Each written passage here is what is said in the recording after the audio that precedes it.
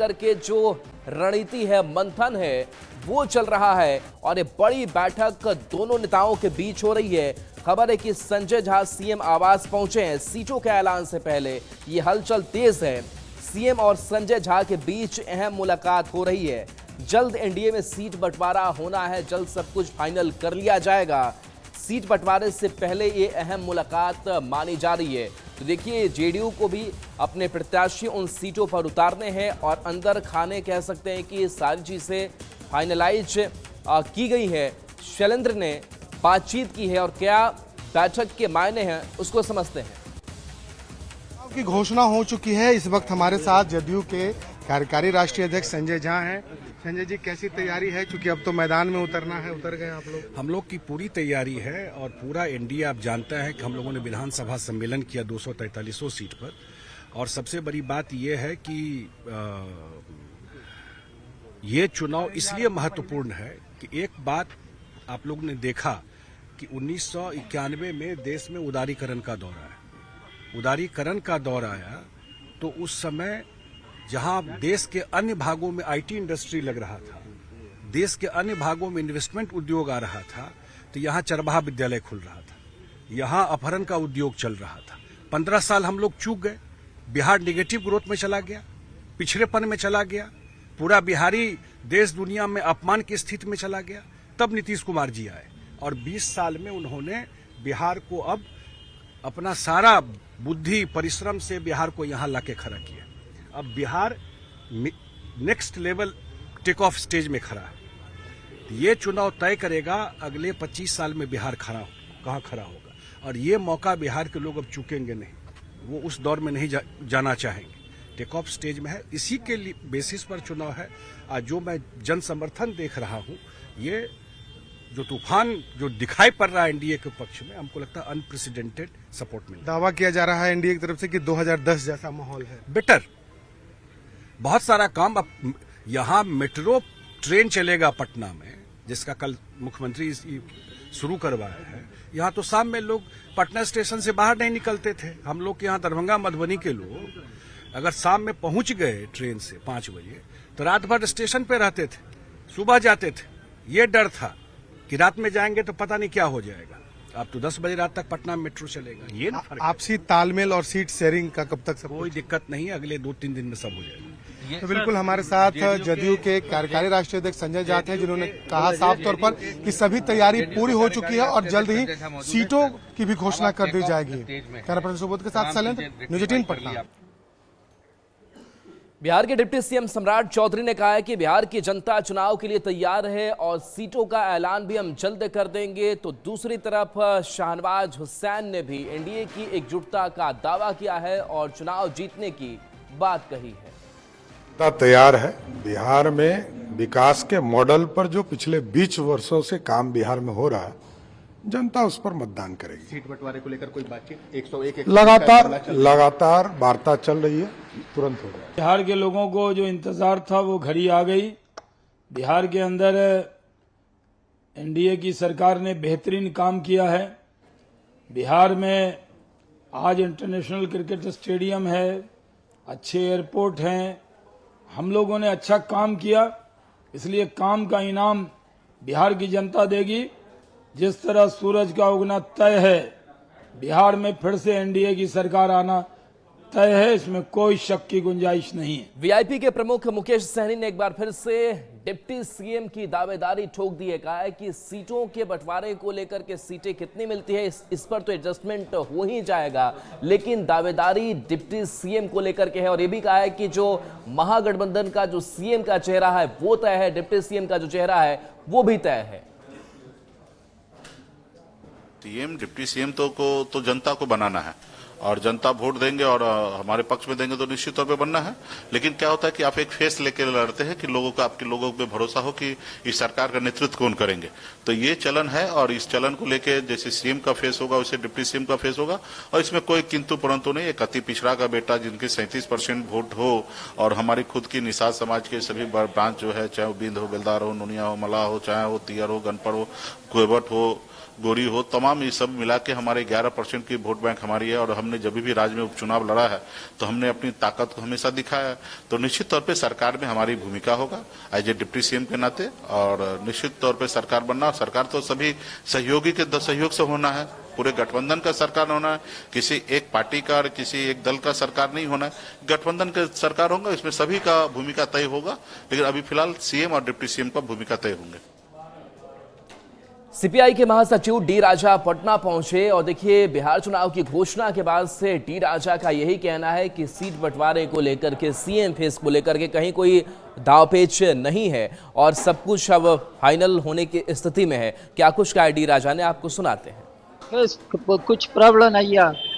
कौन बोला CM face problem? मगा गठबंधन का अंदर कुछ नहीं है।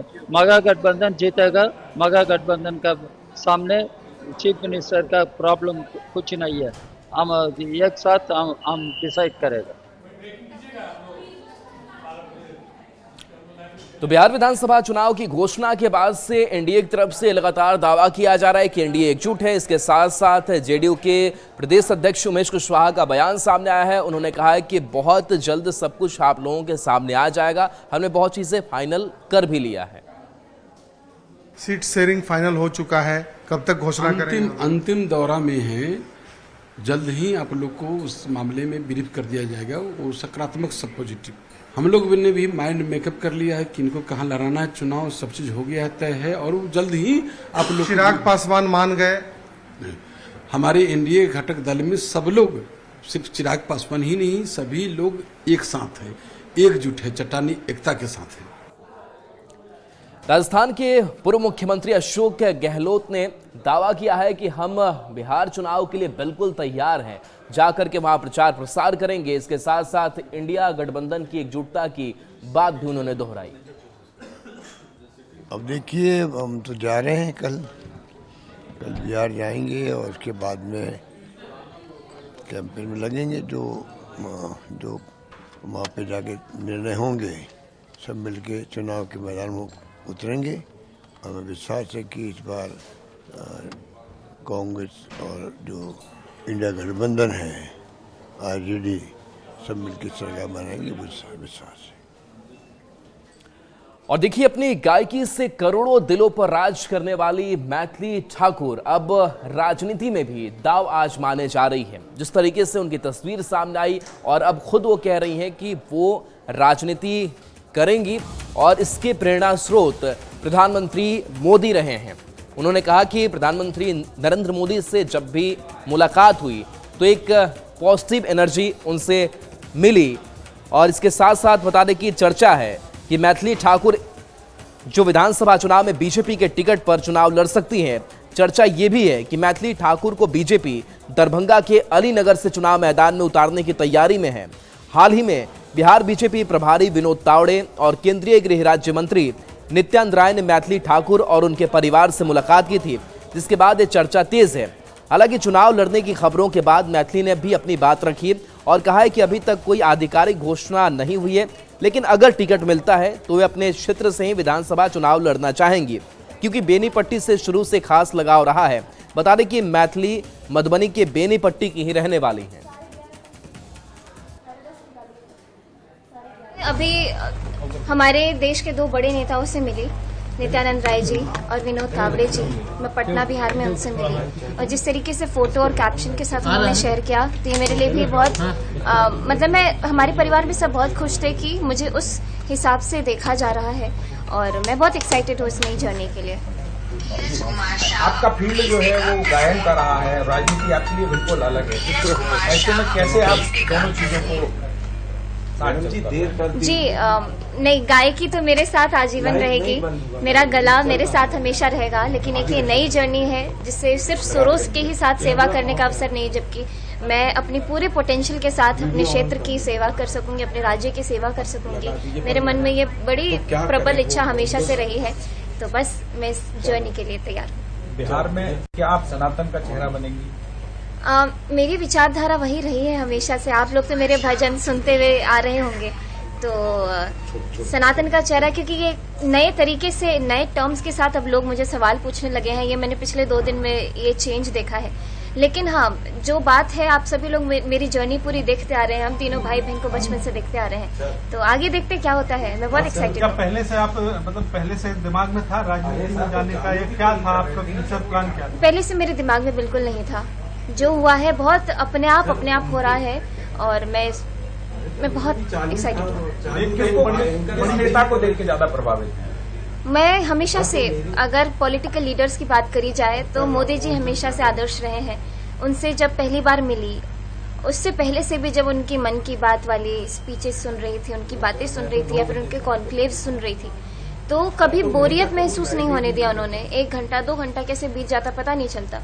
तो बस कहीं ना कहीं इंटरेस्ट उन्हीं को सुन करके डेवलप हुआ, लेकिन मुझे नहीं मालूम था कि मुझे इतनी जल्दी मौका भी दिया जाएगा और मुझ पर इतना भरोसा जताया जाएगा।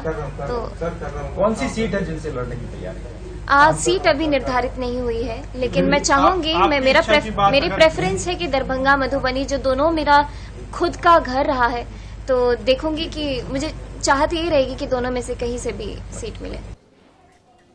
और देखिए, चुनाव की तारीखों की घोषणा के साथ साथ आदर्श आचार संहिता भी लागू हो चुका है और आचार संहिता लागू होने के बाद से बहुत सारी पाबंदियां भी लग जाती है और इसी को लेकर के अब अलग अलग जगहों पर जो बैनर पोस्टर लगे हुए थे नेताओं के, वो अब जिला प्रशासन की तरफ से हटाए जा रहे हैं। जो तस्वीर निकल करके सामने आ रही है, ये तस्वीर हम आप तक पहुंचा रहे हैं, जहां पर देखिए कैसे अलग अलग जगहों पर ये पोस्टर हटाए जा रहे हैं। कल देर रात और आज सुबह से ही कई जिलों से पार्टियों के पोस्टर बैनर हटाने का काम शुरू हो गया है। 4 जिले की तस्वीर आप देख रहे हैं। सीतामढ़ी, जमुई, शेखपुरा और भागलपुर में प्रशासन एक्टिव मोड में है।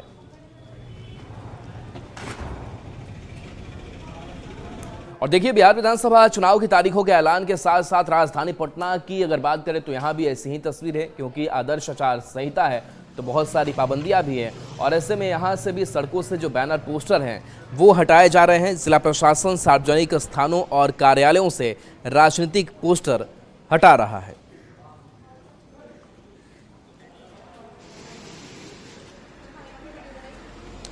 शेखपुरा जिले के 2 विधानसभा क्षेत्रों की अगर बात करें तो यहां पर पहले चरण में चुनाव कराया जाना है और इसको लेकर के अब वहां तैयारियां जो हैं वो भी अब होनी शुरू हो गई है। लोगों में भी उत्साह इस वोटिंग को लेकर के है, लोग बढ़ चढ़ करके हिस्सा भी लेंगे। लेकिन इसके साथ साथ बता दें कि चुनावी घोषणा के साथ ही प्रशासन ने अपने स्तर पर तैयारी शुरू कर दी है। शेखपुरा विधानसभा क्षेत्र एसडीओ निर्वाचन पदाधिकारी की नियुक्ति कर दी गई है। डीएम ने खुद चुनावी तैयारियों की समीक्षा की और शांतिपूर्ण चुनाव कराए जाने को लेकर के आदर्श आचार संहिता का पालन कराने का भी निर्देश अधिकारियों को दिया है। वहीं पत्रकारों और यूट्यूब पर फेक न्यूज नहीं डालने की सलाह भी दी है। 1156 का हम लोगों का कैलकुलेशन है, तो उसमें सभी हमारे जो एजेंसी हैं, सिक्योरिटी एजेंसी के जिला, चूँकि हमारा शेखपुरा जो है बिहार के अन्य जिलों से सटा हुआ बाउंड्री है, तो वहाँ कहीं कोई दिक्कत नहीं होती, वो हमारा पूर्ण है। और देखिए, मंत्री अशोक चौधरी ने दावा किया है कि 200 से ज्यादा सीटों पर जीत होगी और 2010 का जो रिकॉर्ड है वो भी इस बार टूटने जा रहा है। इसके साथ साथ नेता प्रतिपक्ष तेजस्वी यादव पर भी निशाना साधा बात है। देखिए, ये सब एक, क्योंकि नीतीश जी के खिलाफ में कुछ है नहीं, तो अब ये लोग दुष्प्रचार कर रहे हैं, लेकिन पब्लिक को ये पता है, पब्लिक को ये पता है कि नीतीश कुमार जी, और दूसरी बात है कि पब्लिक को ये भी पता है कि हमको एनडीए के साथ रहना है।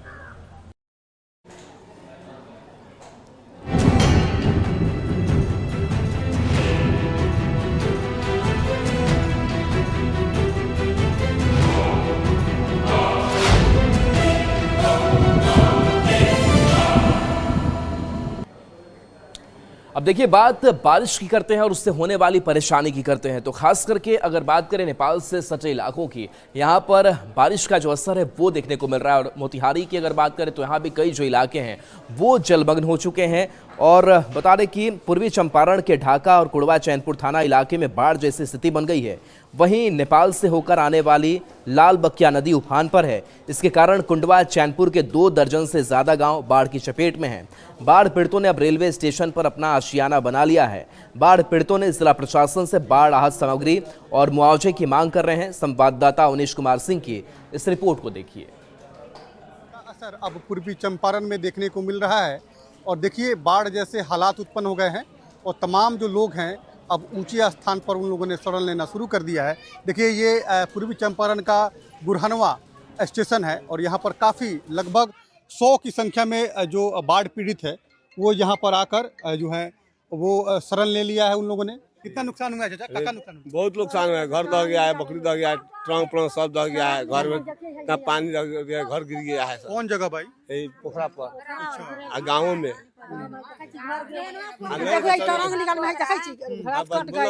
हाथ कट गए, टरंग निकल सब नुकसान हो गया, सब गिर के सब दह गेल। सब दह गए। वैसे हाल में स्टेशन पर रुकल बनी। हां तब पूरे धान और खेती बाड़ी घर दुआर सारा बाढ़ के पानी से तमाम इलाके के लोग जो हैं वो परेशान है और तमाम लोग इसी गुरहनवा स्टेशन के पास जो है इन लोगों ने शरण लिया है और सरकार से ये लोग लगातार गुहार लगा रहे हैं कि सरकार इन बाढ़ पीड़ितों की मदद करे। अनिश कुमार, न्यूज 18, गुरहनवा, कुंडवा, चैनपुर। अब देखिए मुजफ्फरपुर में भी बागमती नदी के जलस्तर में काफी बढ़ोतरी देखने को मिल रही है, जिसके बाद से अब खास करके जो निचले इलाके हैं वहां पर पानी भरना शुरू हो गया है, लोगों की परेशानी बढ़नी शुरू हो गई है। कटरा प्रखंड के कई गांव में बाढ़ जैसे हालात हो गए हैं।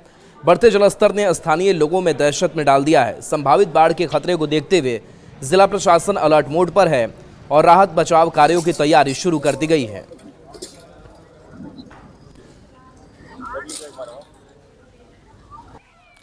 और देखिए भागलपुर की अगर बात करें तो भागलपुर में भी बारिश देखने को मिल रही है और मौसम में आए बदलाव के बाद से अब लोगों को भी अलर्ट रहने को कहा गया है, क्योंकि बारिश के बाद से जाहिर सी बात है कि जो स्थिति है वो काफ़ी दयनीय हो जाती है, लोगों को बाहर आने जाने में भी काफ़ी परेशानी होती है। मौसम पूर्वानुमान की माने तो फिलहाल भागलपुर के आसपास के ज़िलों में मौसम सुहाना रहने की संभावना है और बारिश की बात कही जा रही कि अभी फिलहाल उससे राहत मिल सकती है। बिहार के कई जिलों में बारिश के कारण लोगों की दिनचर्या पूरी तरह से अस्त व्यस्त हो गई है। भागलपुर में भी दोबारा से मानसून सक्रिय होने के बाद लगातार बारिश हो रही थी, लेकिन आज मौसम पूरी तरह से सुहाना बना हुआ है। आसमान पूरी तरह से साफ है, ठंडी ठंडी हवा चल रही है, जिससे कि सड़कों पर लोगों की जो आवाजाही है वो आसान तरीके से हो रही है। मानसून सक्रिय होने के बाद बिहार सहित भागलपुर में लगातार बारिश हो रही थी और कहीं ना कहीं इससे लोगों की दिनचर्या पूरी तरह से प्रभावित हो गई थी। खासकर रोजमर्रा के काम से घर से बाहर निकलने वाले लोगों को परेशानियों का सामना करना पड़ रहा था, लेकिन आज मौसम पूरी तरह से बदला हुआ है और खुशनुमा मौसम के कारण लोगों की जो दिनचर्या है वो आसान हो गई है। मौसम पूर्वानुमान की माने तो फिलहाल भागलपुर सहित जो आसपास के जिले हैं बांका और मुंगेर, यहाँ पर फिलहाल बारिश की कोई संभावना नहीं है। विकास कुमार सिंह, न्यूज 18, भागलपुर। अब देखिए केदारनाथ धाम की अगर बात करें तो यहाँ इस पहले सीजन में अब बर्फबारी शुरू हो गई है। बर्फबारी शुरू होने के बाद से यहाँ आने वाले जो पर्यटक है, श्रद्धालु है, वो इस मौसम का लुत्फ भी उठा रहे हैं। चारों तरफ जो बर्फ की चादर है वो बिछी हुई दिखाई दे रही है, तो श्रद्धालु अब इस बर्फबारी को एंजॉय कर रहे हैं। अचानक मौसम में बदलाव के बाद एकाएक केदारनाथ धाम में बर्फबारी शुरू हो गई है, जिसका श्रद्धालुओं ने पूरा लुत्फ उठाया है। इस साल अब तक केदारनाथ धाम में 16 लाख से ज्यादा श्रद्धालु बाबा केदार के दर्शन कर चुके हैं। वहीं रोजाना लगभग 10 से 11 हजार श्रद्धालु बाबा केदार की पूजा अर्चना और दर्शन के लिए पहुंच रहे हैं।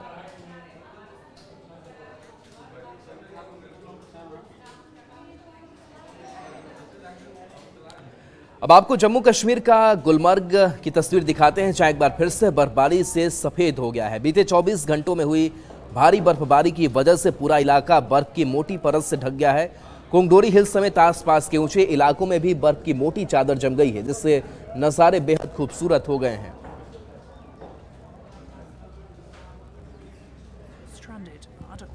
और देखिए तिब्बत के माउंट एवरेस्ट के पूर्वी हिस्से में अचानक आए बर्फीले तूफान की वजह से सैकड़ों ट्रैकर्स फंस गए। स्थानीय रेस्क्यू टीमों ने उन्हें सुरक्षित जगह तक पहुंचाया। चीनी मीडिया के अनुसार 550 से ज्यादा ट्रैकर्स में से आधे से ज्यादा को क्यूडांग कस्बे तक सुरक्षित पहुंचाया जा चुका है। हिमालय में भारी बर्फबारी के चलते बचे हुए ट्रैकर्स को धीरे धीरे क्यूडांग लाया गया।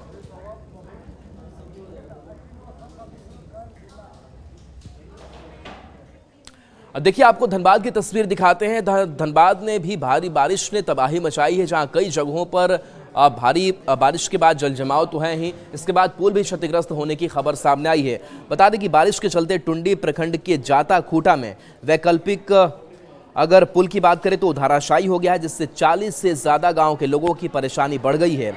वहीं ग्रामीणों ने बताया कि नदी पर बनाया गया पुल पहली बार नहीं धराशायी हुआ है। इससे पहले पुल 8 से 10 बार ढह चुका है, लेकिन आज तक जनप्रतिनिधि और कोई भी अधिकारी यहां निरीक्षण करने नहीं पहुंचे। लोगों ने सरकार से मांग की है कि जल्द से जल्द पुल का निर्माण कराया जाए। सहित धनबाद कोयलांचल में लगातार बारिश हो रही है और बारिश से जनजीवन शहर से लेकर ग्रामीण क्षेत्रों में अस्त व्यस्त हो चुकी है और इसके साथ ही निर्माण कार्य चल रही है, उसकी भी पोल लगातार खुल रही है। अभी हम टुंडी प्रखंड के जाता खुटी में है, जहां पर कि पिछले 1 साल से यहां पुल और सड़क का निर्माण हो रहा है और इस पुल और सड़क के निर्माण को लेकर इस रूट को पूरी तरीके से बंद कर दिया गया है, लेकिन वैकल्पिक रास्ता के रूप में एक डायवर्सन का निर्माण कराया गया है।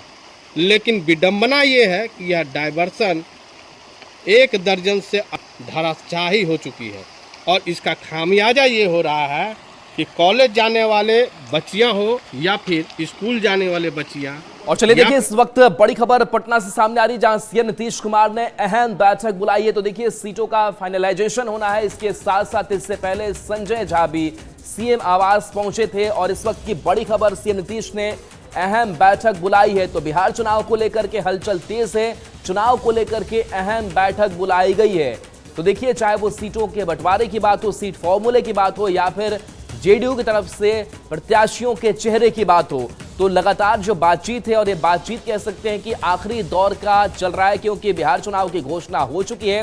राजनीतिक दल भी इन चीजों को अब समेटने में लगे हुए हैं और सीएम नीतीश ने अहम बैठक बुलाई है और इस अहम बैठक के जरिए अपने पार्टी नेताओं के साथ बातचीत की जाएगी। इसके साथ साथ अब कैसे अंतिम रूप दिया जाए, क्योंकि अब कह सकते हैं कि सीट बंटवारे को अंतिम रूप देकर के सूची भी प्रत्याशियों की जारी करनी है।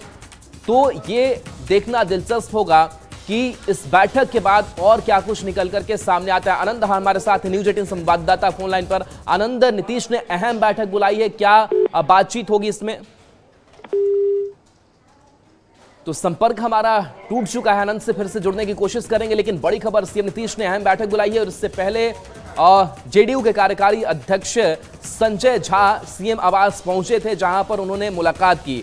तो देखिए, अब बारी है कि सीटों की सूची जारी हो जाए, प्रत्याशियों के नाम सामने आ जाए और ऐसे में इससे पहले भी कई दौर की जो बैठकें हैं वो एनडीए के घटक दलों के बीच चलती रही और इस बैठक में विजय चौधरी और संजय झा भी मौजूद है। तो मंत्रणा की जा रही है, विचार विमर्श किया जा रहा है और आखिरी कह सकते हैं कि तैयारी ये मानी जा रही है, क्योंकि अब सब चीजें सामने आनी है, तस्वीर अब साफ होनी है, क्योंकि निर्वाचन आयोग की तरफ से जो बिगुल है वो फूका जा चुका है और सियासी जंग का ऐलान हो चुका है। और अब ऐसे में बारी राजनीतिक दलों के लिए है कि वो जल्द से जल्द अपने प्रत्याशियों का ऐलान कर दे, सीटों का ऐलान कर दे, ताकि अब जो चुनावी तैयारी है उसमें भी अपने अपने विधानसभा क्षेत्रों में ये प्रत्याशी जुट जाए और कार्यकर्ताओं में भी एक उत्साह भर जाए और जनता को भी ये समझ में आ जाए कि उनके सामने उनके विधानसभा के लिए कौन सा चेहरा मैदान में है, जिनको लेकर के मुहर लगानी है, जिन पर वोटिंग करनी है। तो टिकट उम्मीदवार फाइनल करने पर यह महत्वपूर्ण चर्चा, जिसमें विजय चौधरी और संजय झा की मौजूदगी है। तो जाहिर सी बात है कि चुनाव में राजनीतिक दलों के लिए, उनके शीर्ष नेतृत्व के लिए भी एक बड़ी चुनौती होती है कि कैसे जो दावेदारी पेश की जाती है प्रत्याशियों को लेकर के, उसको जगह दी जाए, कौन से नाम रखने हैं, कौन से नाम काटने हैं, और ये महत्वपूर्ण बैठक। और चलिए, न्यूज़ रूम लाइव में इतना है। न्यूज़ 18